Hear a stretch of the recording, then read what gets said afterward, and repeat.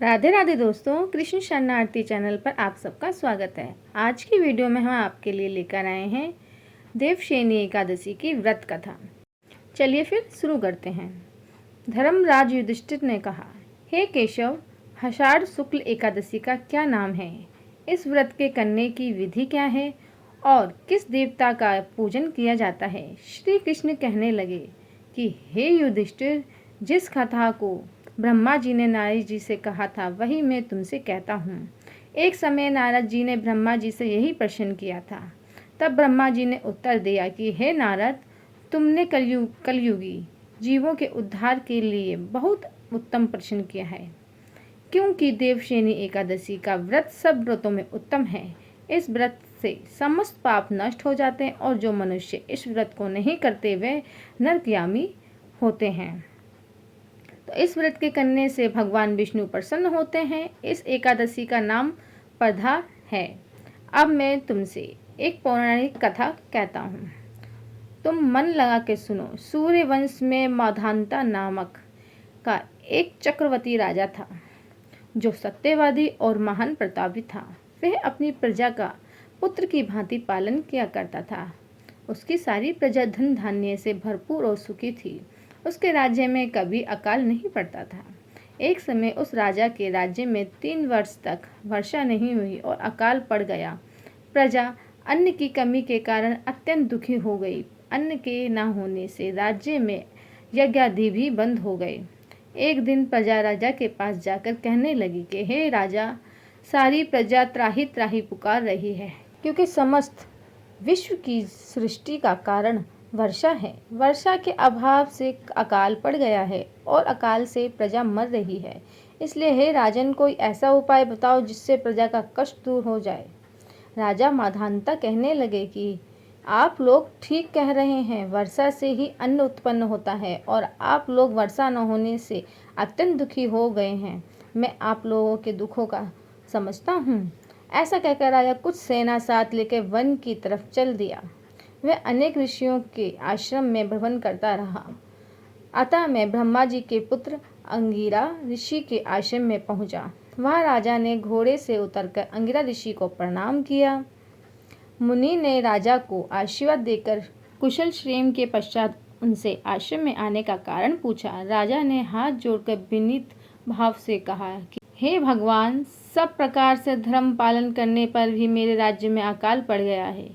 इससे प्रजा अत्यंत दुखी है। राजा के पापों के प्रभाव से ही प्रजा को कष्ट होता है, ऐसा शास्त्रों में कहा है। जब मैं धर्मानुसार राज्य करता हूँ तो मेरे राज्य में अकाल कैसे पड़ गया, इसके कारण का पता मुझको अभी तक नहीं चल सका।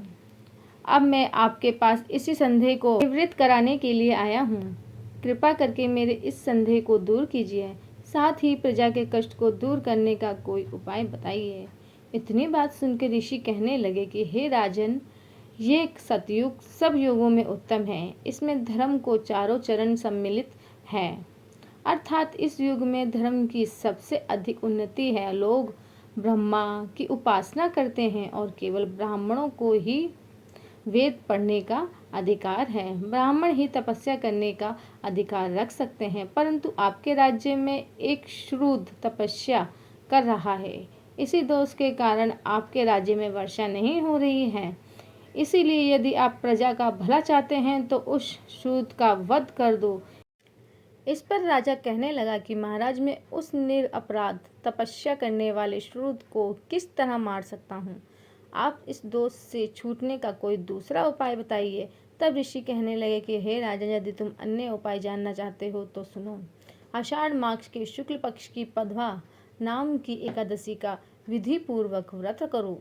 व्रत के प्रभाव से तुम्हारे राज्य में वर्षा होगी और प्रजा सुख प्राप्त करेगी, क्योंकि इस एकादशी का व्रत सब सिद्धियों को देने वाला है और समस्त उपद्रवों को नाश करने वाला है। इस एकादशी का व्रत तुम प्रजा सेवक तथा मंत्रियों सहित करो। मुनि के इस वचन को सुनकर राजा अपने नगर को वापस आया और उसने विधि पूर्वक पधा एकादशी का व्रत किया। उस व्रत के प्रभाव से वर्षा हुई और प्रजा को सुख पहुंचा। अतः इस मास की एकादशी का व्रत सब मनुष्यों को करना चाहिए। यह व्रत इस लोक में भोग और परलोक में मुक्ति को देने वाला है। इस कथा को पढ़ने और सुनने से मनुष्य के समस्त पापों का नाश हो जाता है। यहाँ पर हमारी कथा समाप्त होती है दोस्तों। अब हम आपको बताते हैं इस कथा के या इस एकादशी के महत्व के बारे में। आषाढ़ मास के शुक्ल पक्ष की एकादशी को ही देवशयनी एकादशी कहा जाता है। देवशयनी एकादशी के कई नाम हैं, जैसे कि आषाढ़ी एकादशी, पधा एकादशी, हरिशयनी एकादशी, हरिवासन एकादशी।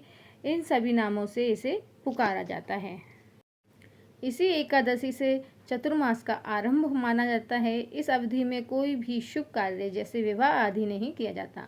मान्यता है कि इस दिन से भगवान श्री हरि विष्णु क्षीर सागर में शयन करते हैं और फिर 4 माह बाद उन्हें उठाया जाता है।